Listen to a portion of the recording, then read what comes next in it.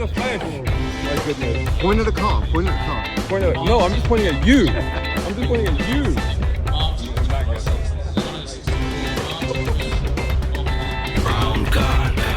Hey guys, so I'm again at the London Concours. This is one of my favorite classic car events. Great weather, great location in the heart of London at the Honourable Artillery Company. But the most amazing thing about this event, of course, is the cars. From Harry Metcalf's Jaguar XJC, the splendid Rolls Royce. And look over here, there's a whole bunch of supercars there, including a Ferrari 40, and this Schuppen thing, which has got a Porsche badge on it. Have to look at that and find out what that's all about. But lots of amazing cars to check out here. So let's go have a look around. Let's go talk to a few people and check out what London Concours 2023 is all about. Brown car guy. Check this out. There's a lot of interest in this car. What is this car? Well, it's got a Porsche badge, but it isn't a Porsche. As the placard there says, it's a 1991 Schuppen 962 CR P1. Now, what's this all about? Well, basically, it's a very unique car. As you can see, it looks like a Le Mans style racer with its Le Mans style doors, the flip up front, the flip over back, which opens up to show the engine. It's one of just 6 cars that were made. And the project that made this car was led by Australian racer Vern Schuppen, hence the name. And he was a winner of Le Mans back in 1983, and he did that at the wheel of a Porsche 956. So he basically created this on the chassis of a Porsche 962 racer. Featherweight carburetor, so about 1,000 kilograms, that's pretty much it. You got 3.3 litre Type 935 twin turbo flat 6 in the back, puts out 600 horsepower, 0 to 60 in 3.5 seconds, 230 miles per hour. You can imagine that on the Le Mans straight, right? Full width rear wing, narrow cockpit, as you would imagine. You can see here, look at that. That's actually got 2 seats in it, but I'm actually really surprised that it's got 2 seats, that it can even fit 2 seats in there. And then you look at the engine. This is the twin turbo flat 6 back here. Basically, it's a racing car for the road. It's an extraordinary thing. It looks absolutely spectacular. It's getting a lot of attention here and well worth it. It's a rare opportunity, events like this, to see cars and to actually get this close. I dare not touch it, but to get this close to a car like this, right? Hello, what's your name? My name's Aaron. How old are you, Aaron? I just turned 9. Wow. Happy belated birthday. So what are you doing right now? So I'm just getting the main structure and the base of the Mercedes that I'm drawing here. How long have you been drawing for? I've been drawing for around 4 to 5 years. Wow. So you only draw cars or you draw something else? I draw most things like landscapes, animals, and trying to learn people at the moment. So when you're picturing the cars, what are you trying to do? So I'm trying to compare the wheel, for example, the wheel to the light. Otherwise, if you don't compare the wheel, the light will be in an incorrect place. So I need to compare it to the perspective point. How many drawings of cars have you done by now? What kind of cars do you mean, for my exhibition at Goodwood or just any sort of car? Any sort of car. Too many that I can't count. All right. Thank you, Aaron. You're welcome. Hey guys, so I'm with Amir. We know Amir, he's a good buddy of mine, and he's got the most famous Diablo SV literally on the planet. It's been everywhere, it's been seen everywhere, it's all over social media, and of course it was on the TV recently in the same show that I was in as well, Classic Car Garage. Now, we're here at the London Concours. This is the 60th anniversary of Lamborghini. How important or how significant a day is this? I think for the people actually built and started the company, for them, it's probably like an amazing time to where it started, where it's begun, and what it's become. It's, the company itself, the brand itself, is accelerated, phenomenal. Now, they can't build enough of these cars fast enough. They're already sold out. Yeah. I went to look at a Urus the other day. It said to me, you can't get one till 2027. 2027? Yeah. Wow. And you'll probably get the hybrid one. And that's considering that the Urus is now getting competition from the Ferrari Purosangue, right? Yeah. And but tell me this, right? I got to ask you this as a Lamborghini owner. Because the other day I was talking to somebody and he was like, I'm thinking of getting rid of my Ferrari. I don't know what to get. And I said, what about Lamborghini? He said, nah, I'd never get a Lamborghini. What is it between Ferrari and Lamborghini owners? Why is it such a contrast? I like Ferrari. The 355 Spider is one of my favorite Ferraris, and the Enzo. What's the personality thing? Why does it appeal to different people? I think Ferraris, the lines are a lot more smoother. Yeah. The Lamborghini is a car that is really in your face. Right. It's the bright colours, Yeah. usually like we say the starburst colours, like lime green, orange, yellow.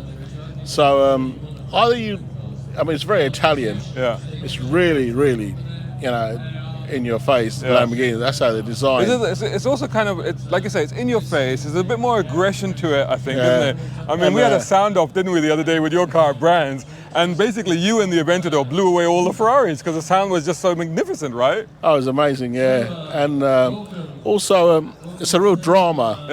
Yeah. Ferraris can be a lot more subtle, but Lamborghini turns up, yes, it is drama. It's theatre, it's theatre. And how do people find the club? We're online, or you can find me through Double O Legends on Instagram and my Facebook, Amir Chowdhury. Yeah. And we've got some very good talent in the club now. We've got Ian Tyrrell, the technical guy who he's restored a lot of Miuras and he very, very in-depth knowledge. You got Glenn Brooks, Lucy working on the trailer.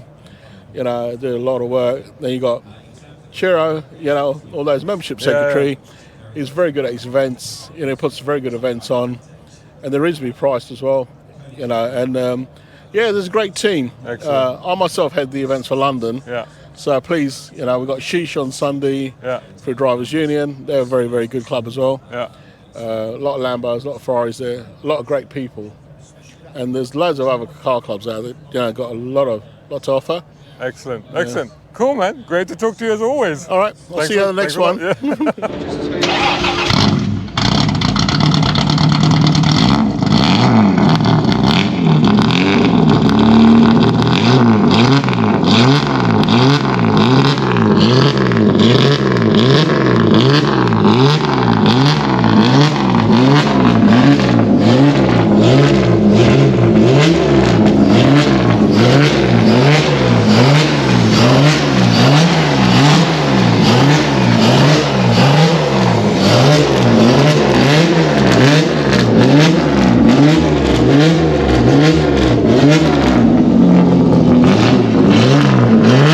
Hi guys, I was just passing JD Classics and I had to stop because I know this guy is a good buddy of mine. But introduce yourself and tell me, what is JD Classics? So my name is Ashley Chalak.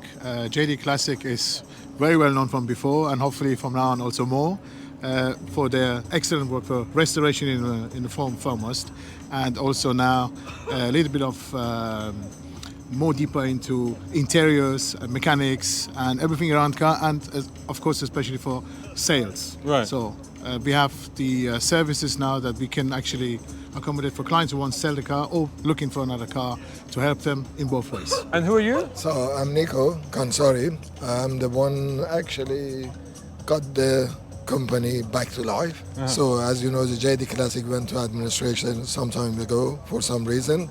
So then, of course, with some interest in classic car, bought the company, and then since we try to bring the name back, and very good feedback, and we done very well actually. And thanks Ash helping us in the operation all over, and he's going to tell you more about the cars. Let's hear about these cars actually. Let's start with this one. So this is a very famous car indeed, because it was raced by Duncan Hamilton back in the days. Right. It won many races.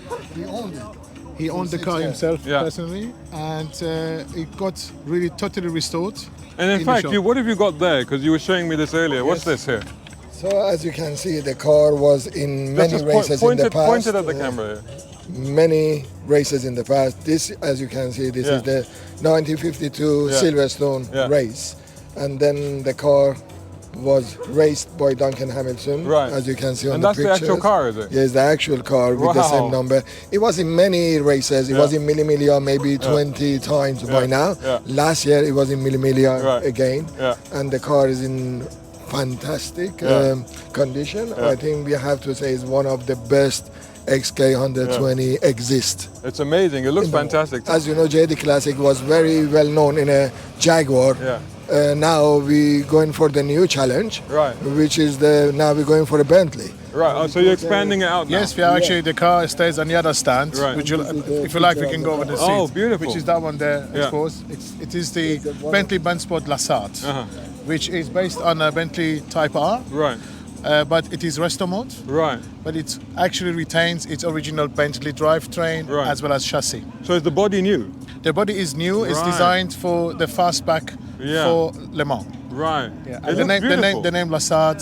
So is that an original design then, or is it based on something? It is Bensport design. Right. Yeah. It's aluminium hand-built Right. fastback body. How long does it take to put that car together? It's about 2,000 to 2,500 hours from start to finish. Wow. Yeah. Wow. And then the clients are fully part of the journey. Yeah. They So can each car is bespoke. absolutely. How many have been made? So far, 4 coupe Right. and 1 convertible is on its way. Right. Okay. And what does something like that cost?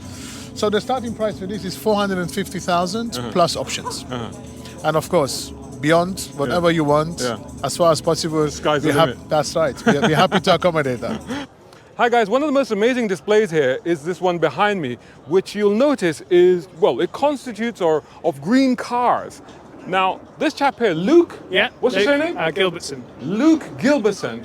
This is your sort of area. This is what you've come up with. What's Yes. this about? I started an Instagram page, it must be 5 years ago now. I've always liked green cars. They were rarer 5 years ago. Yeah. Certainly we've made a bit of fuss. Yeah. And there are lots of cool things here today. But what was particular about green? Why green? What is it about think green that it's- appealed to you? It's a really special colour. There's obviously loads of different shades of it. I think it does a really nice thing for the fastest cars and for luxury cars. Yeah. It tames the fastest cars without losing their character. Right. And it has a degree of elegance Yeah. which you can see in the Rolls Royces and Yeah. everything else. Yeah. Until 5 years ago, it was pretty rare as well. So But why do you think that is? Why do you think people are not into green cars? I think if you're buying a Ferrari, you traditionally want a brighter colour. Yeah. I think a lot more recently, black cars and grey cars and silver cars, have been the thing to do. It's one of my laments. I always say to people, I say, why don't we have more color? Because if you look at the classics around here, That's amazing. there's a multitude of colors, right? Yeah. And yet, like you say, in recent years, we used to go for blacks a lot, but now we go for blacks, whites, grays, silver. That's Yeah. all we get. Yeah. And I'm like, we need to bring more color into the world. Yeah. Don't you agree? Yeah, I'm totally a fan of it. I mean, I'm fortunate to have done some cars at the factory with the owners. Yeah. But not all of them have been green. I've done Yeah. purple cars. I've done red cars. Yeah. It's about tailoring a car to you. And I think Yeah.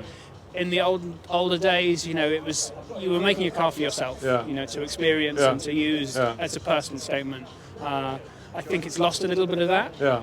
A lot of people go and buy a Ferrari because they want Yeah. a Ferrari Yeah. rather than the colour or whatever. So I think it's nice. We're seeing a little bit more of a resurgence, and people are keeping cars for a little bit longer. Who are you again? What did you tell me your role was? So I'm Tom, I'm a technician for Koenigsegg London. Technician for Koenigsegg London. Right. Perfect. You know what?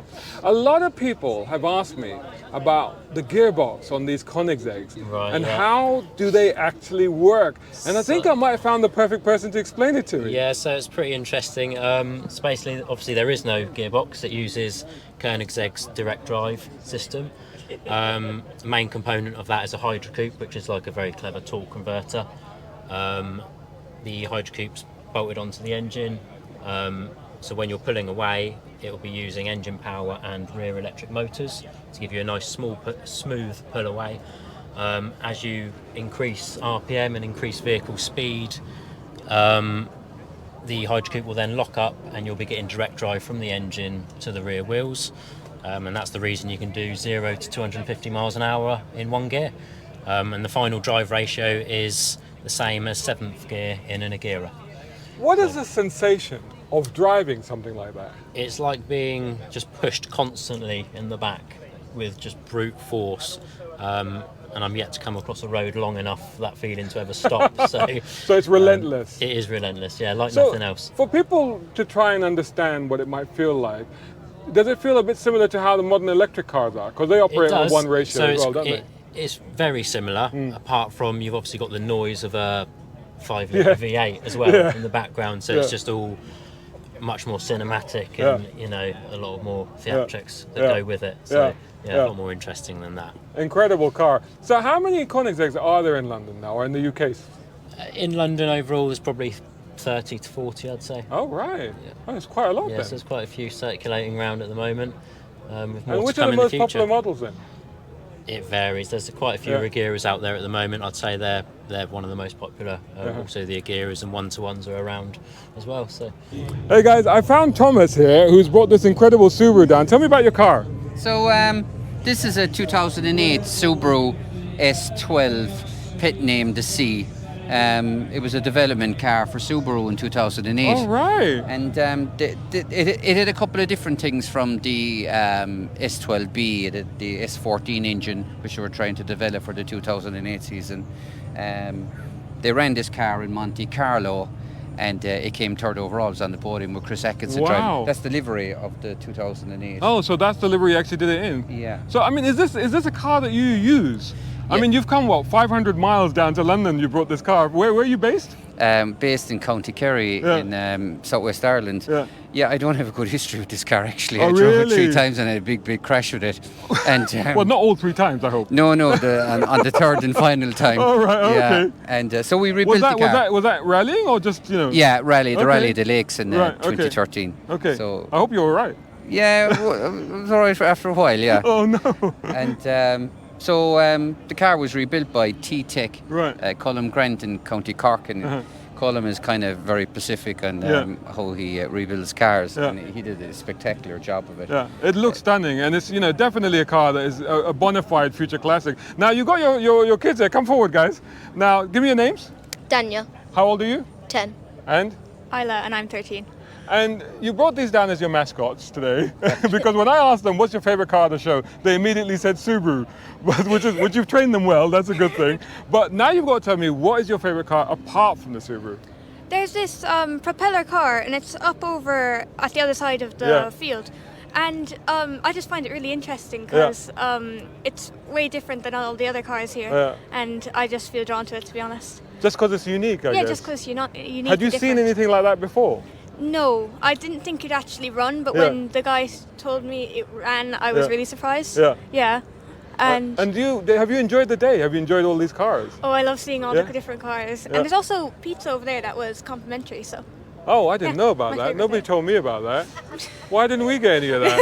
That's great. I'll have to have words with somebody about that. What about you? What was your favourite car? Oh, today? I'd say the Formula 1 Alpine up there. Oh, it's wow. really nice. Oh, right. Oh, so you like the sporty stuff? Yeah. Okay, and you like supercars as well, don't you? Yeah. So what kind of supercars do you like? Lamborghinis or Ferraris? Oh, Ferraris. Ferraris? Okay, well, don't hit the Lamborghini boys here that, because they're right there. Yeah. And they're celebrating their 60th anniversary, aren't they? Yeah. But Lamborghinis are cool though, right? Yeah. Yeah? So what car would you drive away from here today if you could? Oh, it has to be a Formula 1 car though. Oh, really? Yeah. I don't know how London traffic is going to feel about a Formula 1 car. There's some charge, isn't there? There's emission charges. That could go wrong. Well, you've trained them well, but thanks so much for bringing the car down, and have a great time today, guys. Thanks a million. Bye now. Oh, hey Reza. I don't know where my dad is, but how are you doing the show? It's easy, he's there behind the camera. No, it's not. Okay, let's pretend he's not there. Yeah. How are you enjoying the show? I'm great. Well, I'm not into car events, but you know. But what's your favourite car of this event up till now? What have you seen that you like? The colors of the car. The colours. So what is the best colour you've seen today? The purple ones, because I The have purple hair. purple cars. Oh, okay, cool. See? Purple hair. Cool. So now you ask me, how are you enjoying the show? It's lovely, I love it. The weather could be better, but let's see. What's your favorite car? So, good question, because until yesterday, it would have been that one over there, the Jaguar XJ220, which I think is beautiful. This morning, it would have been the Carrera GT Zagato edition down there, which is in this very dark, verdant green with green interior, beautiful car. But then, having walked around the show, is this one, the Peugeot 504 Shooting Brake, which, apart from being a beautiful colour, not my colour, but a beautiful colour, let me stay in camera, is an estate. It's been modified. Look at it, beautiful paneling on the inside. Really, really well finished off.